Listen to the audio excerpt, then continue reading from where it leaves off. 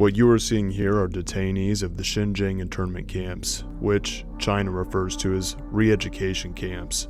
In China, human rights activists and religious groups will be taken to these camps that are known for poor nutrition and harsh treatment. This is also in addition to psychological and physical pain. Some things get better with time, but these were just introduced in 2017. A large portion of these camps are made up of Muslims, but other religious groups get taken here too, including Christians. There is a wide range of reason for people to end up here. Aside from activists and religion, some people have been reported to be sent here for using too much residential electricity. Unfortunately, we don't know the full scale of how these camps work. We don't know how many people are on average detained and how long that they're going to be there. In fact, we don't even know how many people's lives get taken away during their time there. We do know that from some of the survivors' accounts that they are forced to take classes and often confined in their cells.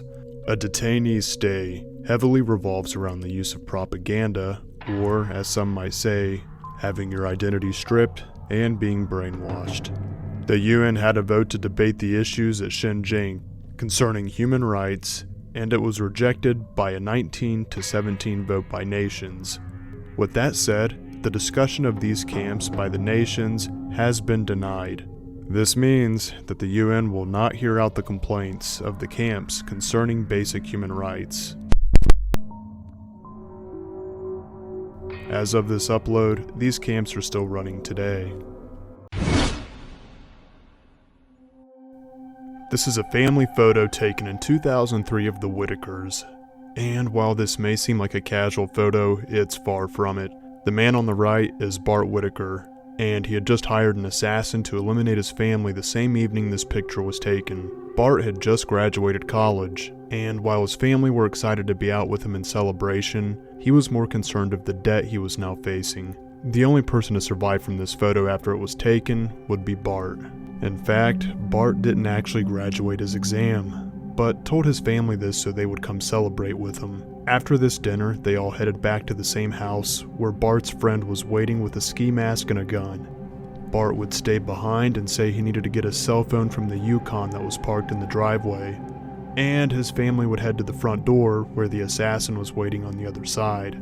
The first person to open the door was Bart's brother, and he was fatally shot and hit the floor. Coming in after his brother was his mother, who was then shot in the chest.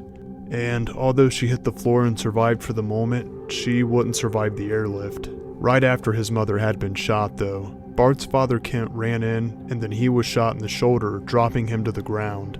Bart's friend believed the job was done, so Bart then came into the house where they staged a fight and Bart let his friend shoot him in the arm. After this, Bart's friend would run out of the back of the house and jump a fence. Bart took $3,000 and fled to Mexico and assumed a new name and started a new job, working at a furniture store and developed a relationship with a woman. Whether you find this impressive or not, Bart had been laying low for about a year, telling locals his gunshot wound was from his time in Afghanistan. But he wouldn't get off that easy. Reward money was announced for information connected to Bart Whittaker, and an acquaintance of the man who was hired for the killings called in. By September of 2005, which had been about 2 years after having his family members killed, Mexican authorities turned him over and Bart would be arrested and handed down capital punishment. In a bizarre twist of events, Bart's father forgave his son for having killed their family, and he even went as far as asking the judge to spare his son's life. This didn't work though. All appeals were denied. His attempt of capitalizing off his parents' life insurance foiled. And shortly before his scheduled date of execution, in 2017, the governor of Texas commuted his sentence to life in prison.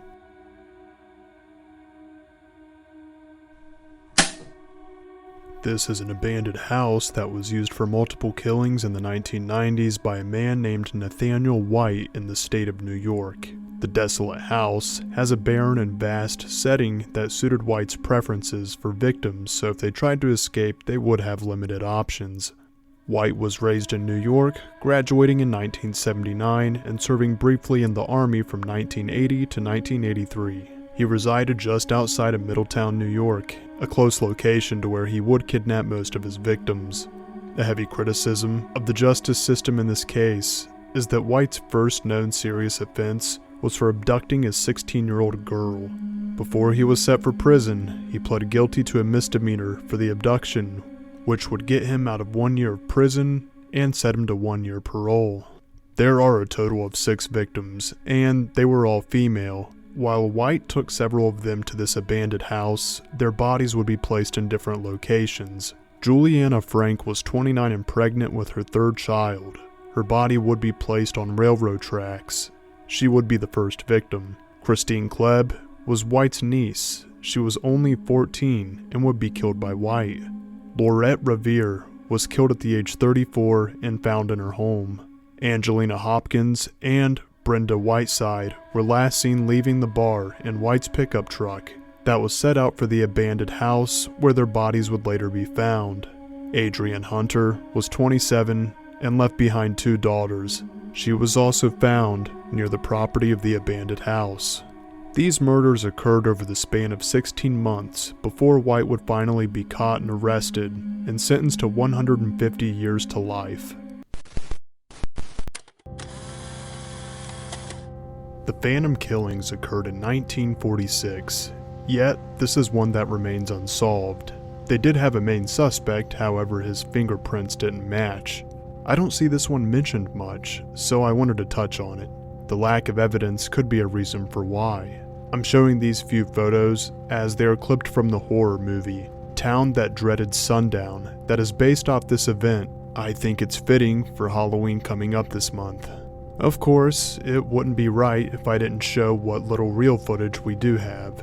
The Phantom targeted young couples and is often compared to as the first Zodiac. These murders took place in Texas. They believed they had their main suspect to be Mr. Swinney. They pressed the case even harder when his wife confessed details. Some of these details the police already knew, and they started to add up. However, some details made no sense at all. Ultimately, Mr. Swinney would deny any involvement, and what made the police suspicious is during the investigation, he didn't plead for his innocence, but rather remained quiet.